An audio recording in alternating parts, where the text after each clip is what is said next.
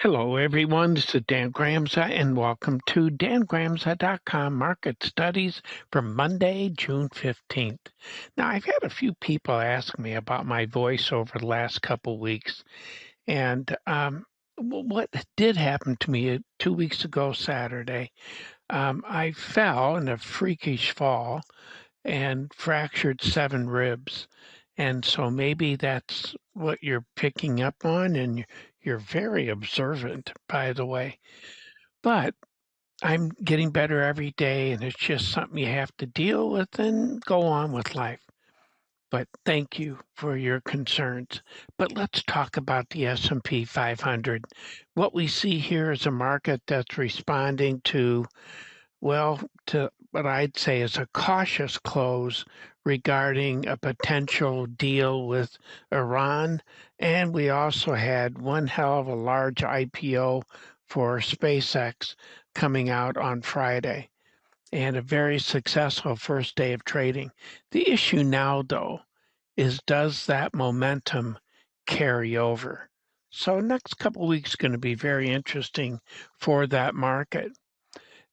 If you're not familiar with these videos, these are daily charts that we're looking at in a candle format. A solid green line means buy, and a red line means sell. A dashed line, like you see here, means it's something that happened earlier in the week. So, to give you an example, the dollar difference, that sell down to that buy level, is 5,250. The difference between this sell level and that buy level is $2,800 a contract. Dollar difference here between that sell level and this buy level is 2,100. But here's what I want to point out to you also. Notice here, this would have been a sell level. That would be the concept. It traded below that, and then the market traded up. So it means if we were still holding on to that sell, it failed as the market rallied to the upside. So it's always important to manage risk in any trade that we have on. Over in the NASDAQ, you see something very similar. Dollar difference sell to buy level, just to give you that one in that market, is $24,600 a contract. And if we look at here, it traded below its sell level, and that dollar difference is $11,580 a contract.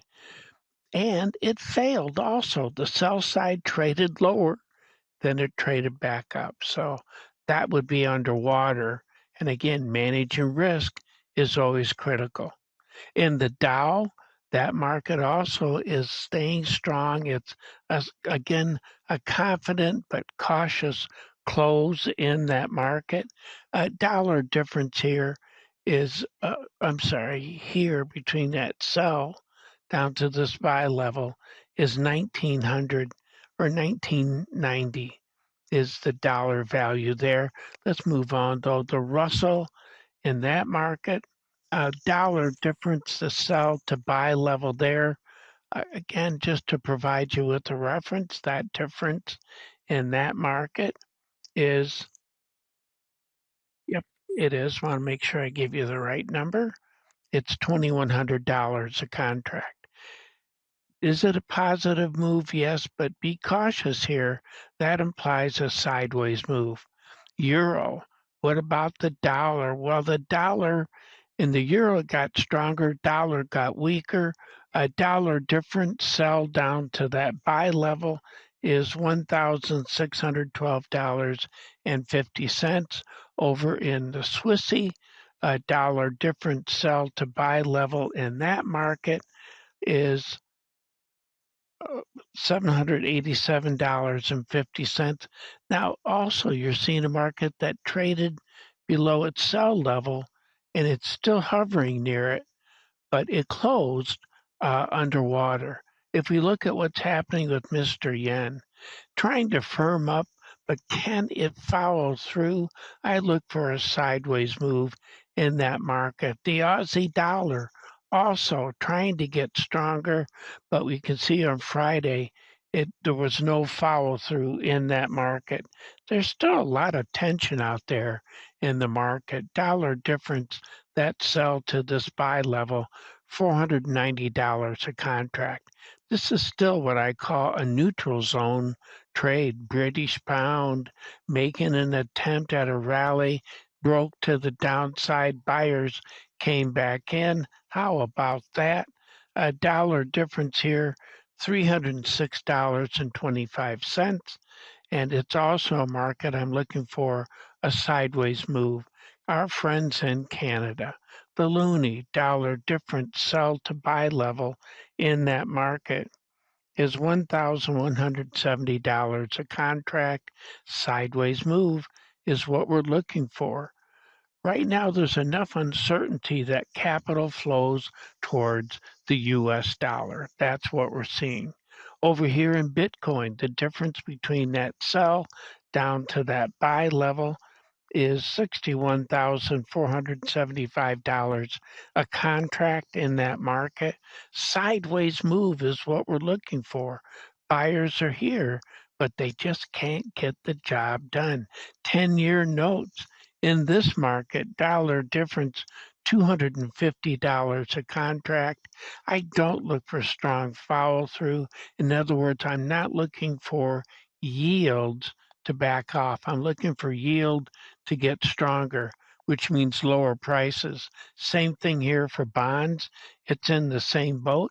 Dollar difference there, $125 a contract. When we look at gold, now gold traded above its that difference between the sell down to that buy level in that market is $2,300 a contract. And we're seeing the same thing here. Buyers are trying to come back in, but I'm looking for a sideways move.